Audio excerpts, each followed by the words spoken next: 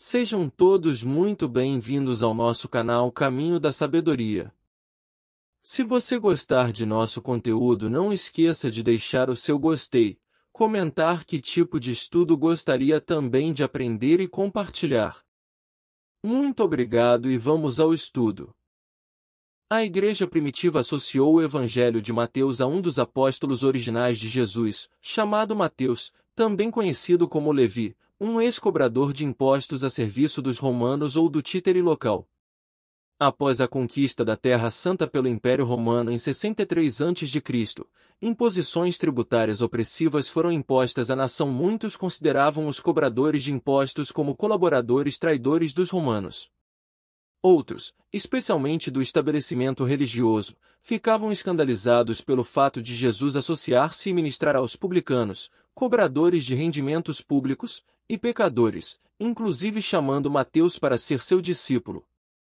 Respondendo a essa objeção, Jesus afirmou: "Não vim chamar justos, mas pecadores." Mateus 9 de setembro de 13. Em resposta ao chamado de Cristo, Mateus tornou-se um grande mestre e preservador dos ensinamentos de Jesus, levando a Igreja a honrar o Evangelho que leva seu nome, colocando-o como o primeiro livro no cânone do Novo Testamento. Quando Mateus iniciou a redação do Evangelho, vários documentos sobre Jesus já estavam disponíveis, incluindo cartas dos apóstolos, uma coletânea dos discursos de Jesus, versões antigas dos relatos de sua vida e o Evangelho de Marcos. Por que esses escritos não foram considerados suficientes? Por que Mateus sentiu a necessidade de criar outra versão? Em uma época em que um único pedaço de papiro valeria uma quantia considerável e os serviços dos escribas eram caros, por que Mateus fez tal investimento, considerando que poucas igrejas podiam arcar com as despesas de uma coleção extensiva de manuscritos copiados à mão? A resposta reside na natureza única da revelação cristã. Um mensageiro é a declaração. Em diversas crenças, narrativas de revelações retratavam indivíduos em um estado modificado, no qual a autonomia era anulada e o corpo tornava-se simplesmente um canal para o Deus ou Espírito, sem a consciência do conteúdo ou significado das palavras proferidas. Tal experiência não seguia a norma estabelecida para a revelação nas tradições hebraica ou cristã. O profeta ou autor inspirado empregava todas as suas capacidades físicas, mentais e espirituais para transmitir o que lhe fora revelado. Seu vocabulário distintivo era utilizado, assim como as expressões comuns na comunidade. Às vezes, até mesmo uma gramática deficiente e uma sintaxe desajeitada eram empregadas. No entanto, pela soberania divina e escolha do receptor da mensagem, Deus garantia que sua expressão fosse comunicada plenamente, sem obstáculos.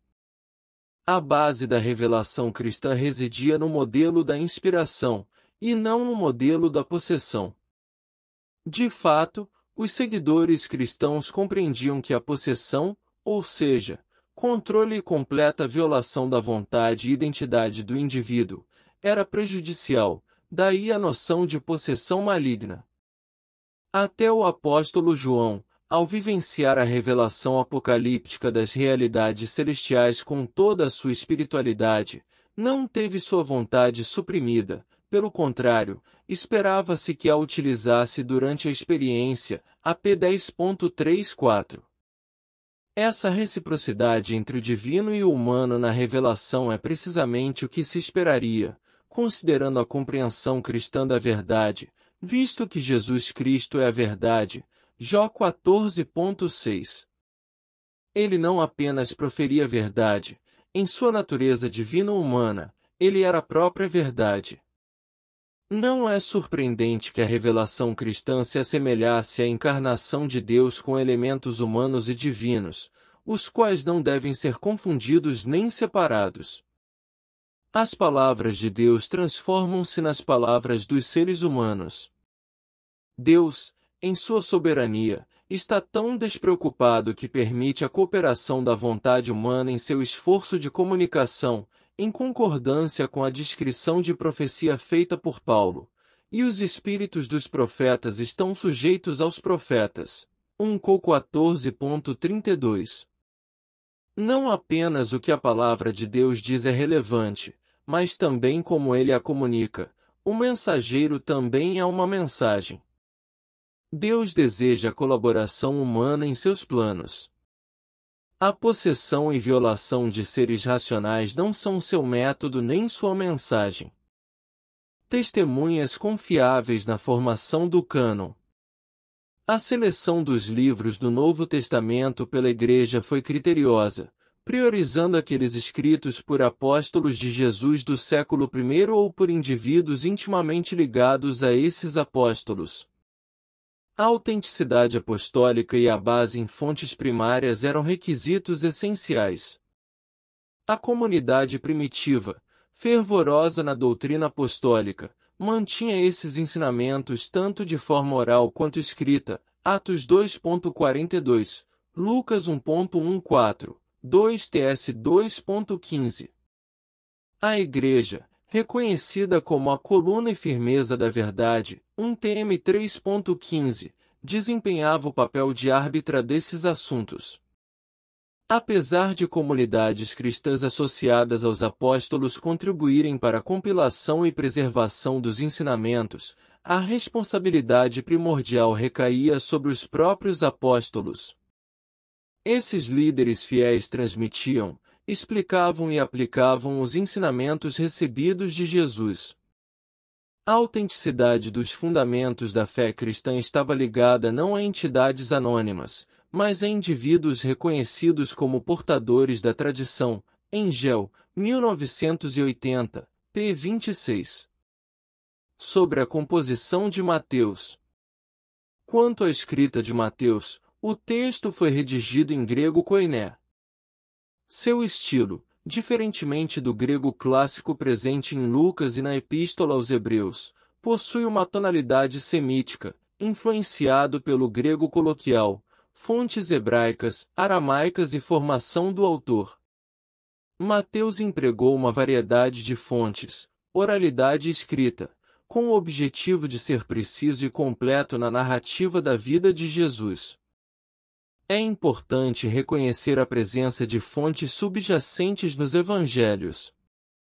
Jesus emergiu em um contexto literário, e Deus utilizou tanto fontes orais quanto escritas para comunicar e preservar sua mensagem. Confronte com Lucas 1.14.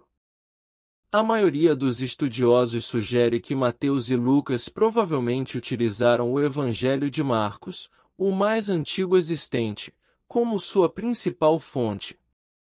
Segundo Papias, no início do século, Marcos registrara os ensinamentos de Pedro após o martírio do apóstolo durante a perseguição de Nero em 64 d.C. Se Mateus utilizou Marcos, a composição do Evangelho teria ocorrido entre 70 e 90 d.C., embora haja especulações sobre a existência de uma versão anterior de Marcos. Para além do tempo em Mateus. Além disso, Mateus nos traz as instruções de Jesus relacionadas à adoração no templo judaico, sugerindo a possível existência física do templo na época da redação, antes da sua destruição em 70 d.C., MT 5.23,24. A datação aponta para a década de 50 d.C., mas sem uma conclusão definitiva. Este comentarista não busca resolver a questão, apenas apresentar evidências que sugerem datas tanto anteriores quanto posteriores, à medida que emergem no texto. Mais de 90% do conteúdo de Marcos está incorporado em Mateus e Lucas, sendo os três primeiros evangelhos chamados de sinóticos por compartilharem uma visão comum. Além disso, Mateus e Lucas compartilham outra fonte escrita, chamada que derivada da palavra alemã Quelle, que significa fonte. A fonte que abrange o material comum a Mateus e Lucas, mas ausente em Marcos. A semelhança na utilização do material que, muitas vezes palavra por palavra, sugere uma tradução direta de um original hebraico ou aramaico, revelando características semíticas. A fonte que concentra-se principalmente nos ensinamentos de Jesus.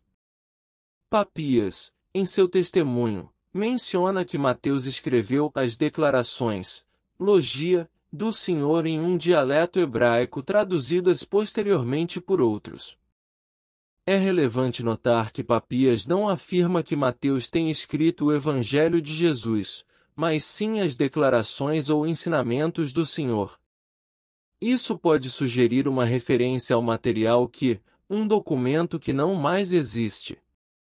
O Evangelho que conhecemos como de Mateus pode ter sido composto pelos seguidores do apóstolo muitos anos após a conclusão da fonte a presença de um tom semítico na fonte que sugere sua antiguidade e proximidade ao aramaico, língua predominante na vida cotidiana na Terra Santa no século I.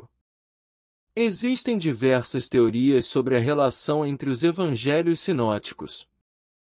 Alguns estudiosos consideram Mateus como a fonte primária, enquanto outros defendem a prioridade de Lucas, sendo a visão de Mateus uma minoria. Uma abordagem mais ampla, baseada na hipótese de 4 fontes de Bh ou variações, sugere que Mateus e Lucas usaram Marcos e a fonte além de fontes exclusivas designadas como M e L respectivamente. Essas fontes representariam tradições orais e escritas. Este comentário adota essa perspectiva. Alguém poderia questionar a relevância de identificar essas fontes, argumentando que isso não afeta a mensagem. No entanto, 3 razões são apresentadas. Demonstra o cuidado dos evangelistas em manter fidelidade à mensagem, evitando a inventividade extravagante nas histórias sobre Jesus, respeitando os testemunhos anteriores. Ao compreender as fontes utilizadas por Mateus, é possível discernir mais claramente as diferentes perspectivas dirigidas pelo Espírito Santo acerca do significado dos eventos de Jesus, destacando interpretações únicas dos escritores dos Evangelhos. Identificar as passagens distintas de Mateus permite reconhecer os temas específicos que o motivaram a redigir um evangelho adicional.